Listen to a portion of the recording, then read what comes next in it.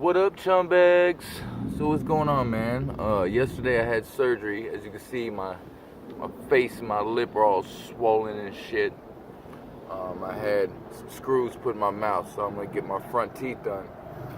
So today I'm kind of laying low, not doing much.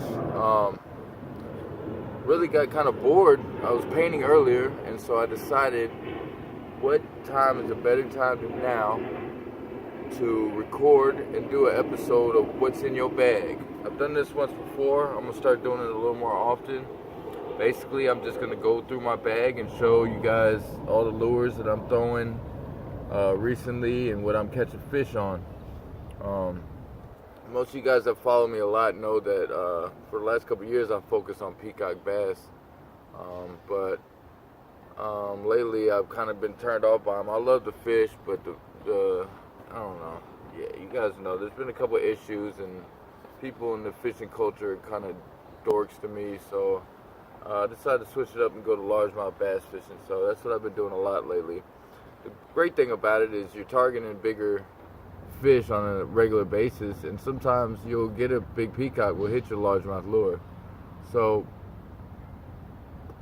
I wanted to go through my bag and kind of show you guys and educate you guys on what I'm using to catch these fish that I'm catching.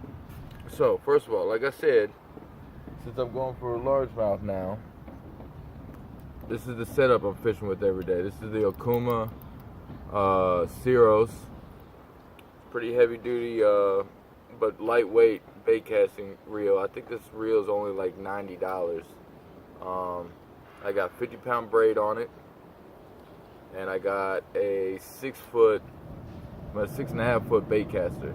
And most people have longer bait casters. Let me explain to you why I have such a short one. One is most of the fishing I do I'm walking, and two is the longer the rod is, the more distance you got. The shorter the rod is, the more accuracy you got.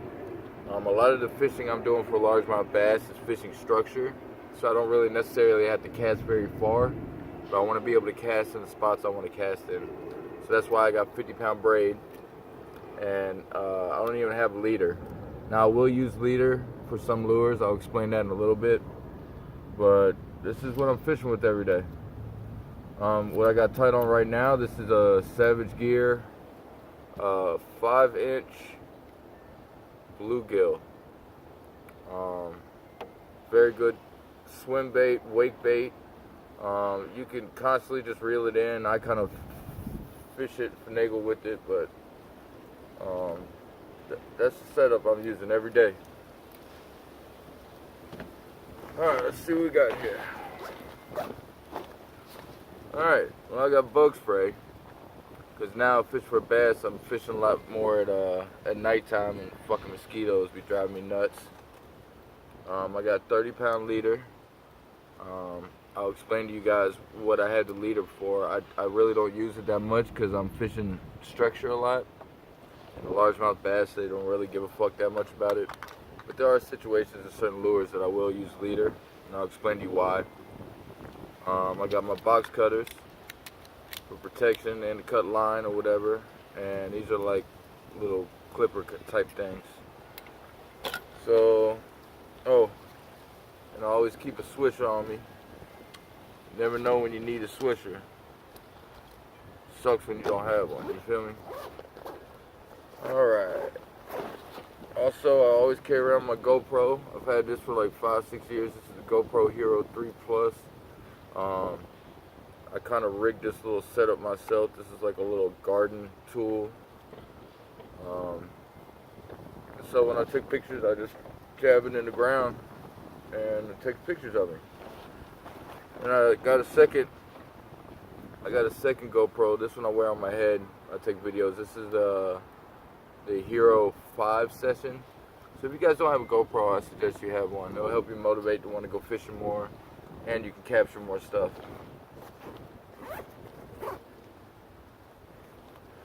Alright, let's see what lures I got. Okay, so boom, I just got these the other day. One thing that's a little difficult with bait casters, and that's what I'm using most of the time now, is very light lures are kind of hard to cast a long ways with 50-pound braid, and you know, it can be difficult. So I've been hitting the pads up in the Everglades a lot, and the frogs are very light that I use. So I wanted a heavier frog. So I did some research and I found these booyah bait frogs, and they got a propeller on the back of them, kind of like a whopper popper, which actually gives it a lot of weight. So it gives me the weight I need to cast farther and deeper into the pads, but it also is still weedless and surface bait. So, you know, it's just doing a little thinking and knowing what you want and finding what you want. So I haven't even used these yet. Okay, I got a whole bunch of plastics. I've been fishing a lot of plastics lately. These are some plastics I carry around. This guy, check him out on Instagram, American Texan. He hand pours different plastics. I haven't really used them that much, but for example, this thing looks pretty gnarly. It's a big lizard. Now, if you guys are fishing for largemouth bass, I know with peacocks you try to aim for smaller lures, but if you're gonna go for largemouth bass, they fucking eat anything. Never be too scared that your lure is too big. Basically, if largemouth bass could get to 100 pounds, they would eat people. Trust me, you would have people swimming, get smacked by a largemouth. So, these are all my worms. Everybody wants to know what worms I use. These are what I get. These are Zoom, Mag, Old Monster 12-inch worms. I got a variety of colors. Most of them are blue, purple. This is a June bug color. This works really good. Plum. Plum apple. That's my favorite. There's a June bug red. This one's really good. This is like a blue fleck. And I like this one during the day or in the morning. This is a watermelon red. But if you see, most of the colors I use are darker. Because I'm fishing worms usually in the evening or nighttime. So I'm using something with a big profile. People don't understand, bass don't really see that well once it gets dark or when the sun starts going down. Kind of like a human, our eyes dilate, and so things like spinner baits and lures with big profiles help, because they'll just see the shadow or feel the vibration and strike. And then here is all the lures I've been carrying around. Like I said, the Savage Gear. This is a great lure. It kind of looks kind of scary because the hooks on it are so small, but it's made for a big mouth, largemouth, to just eat it and basically set the hook on itself. What's funny is when you're reeling this thing, you think the hit's going to be really hard, but it's very gentle because they literally will follow it and then just kind of just eat it. So you have to pay attention, and you feel the lightest little tip. It'll feel like a tilapia hitting a worm or something. It won't feel like a big hit. It'll be a big fish because only big fish are going to eat this.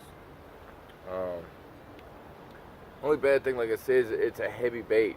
So bass, you know, they love to do the head shake. So you can have this hooked on, and then the fish can throw it off because it's got so much leverage to throw it. And for that reason, I like to use these. These are also made by Savage Gear. These are line through trout. So the whole point of a line through is, if you can see in this one, the hook is not even part of the lure. You put your line through the mouth, and it can either come up on the top or on the bottom, and that's what you tie your hook to. The point of this is so when a fish bites the lure, fish comes up and bites the lure, the hook deploys from the lure. So now when the fish tries to shake, there's no weight for him to shake. He's just shaking the hook. You understand what I'm saying? Imagine if I put a hook with 2 ounce weight on it, and you shake your arm. It's going to come out a lot quicker than if I put a hook in your arm with no weight on it. So that's the whole concept behind that. And that is one of the times where I'll use my 30-pound leader, because 50-pound braid doesn't even go through this fucking thing. So I got a couple of those guys. These guys work very well. I also carry around whopper ploppers. This is also another lure that I like to put leader on. The main reason is when I'm dealing with lures that have a lot of components, a lot of hooks. If you're fishing braid is limp, and you'll make a lot of really good casts and your lure will be tangled up or jacked up, or line will be all hung up in it. So you use like six inches of leader and you don't have that problem. So these are the Whopper Plopper 130s. It's my favorite size. They work very good, very good. I use them, I like to use them when it's kind of windy. If the water's too calm, this kind of makes a little too much disturbance. The fish don't like it. But if it's a little windy, throw this, guys. You'll get smacked. Also, other top waters. I carry a couple other top waters that are a little more subtle, that I can change the rhythm of it. Because with the Whopper Ploppers, you're just casting and reeling straight in. So I got a little chug bug and a little badonkadonk.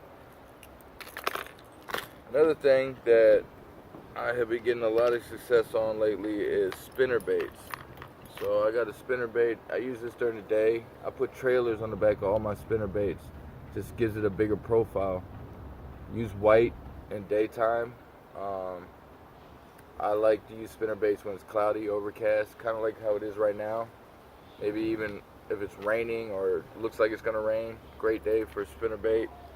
And then at night, this is a great lure for nighttime bass fishing. Black spinner bait. This is a Gary Yamamoto. I think it's a ½ ounce. I got a big crawl trailer on it. You know, the waters I fish are pretty clear, so I don't use too big of a spinning bait on it, like as far as the blades, but you can use Colorado blades, different types of blades. So I've been having a lot of success on spinner baits and also chatter baits, which is kind of the same deal, used in the same situation. And as you see, it's got a trailer on it too. And all these I throw with leader on it, because like I said, the braid will get all tangled up in the blades, and half your cast ain't worth a shit. So, and then like I said, here's another one of those frogs. I haven't thrown any yet, but they're weedless and they got a propeller on them. They actually come with an extra propeller, so that's dope.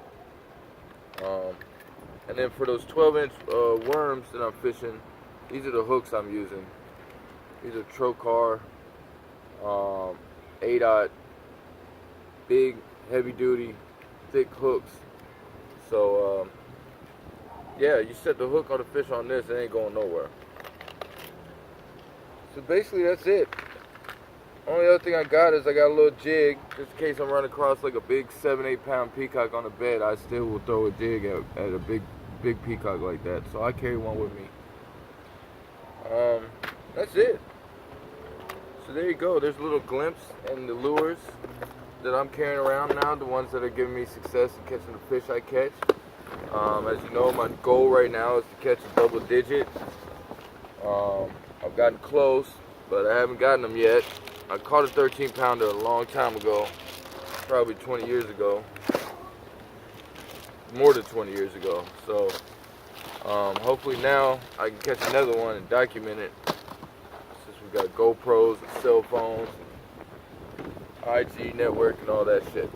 So, like I said, my main goal is I don't know everything about fishing. In fact, I just started largemouth bass fishing again after years of not really even paying attention to them. So I'm just sharing to you what works for me and giving some ways for you guys to go out and fish and some knowledge.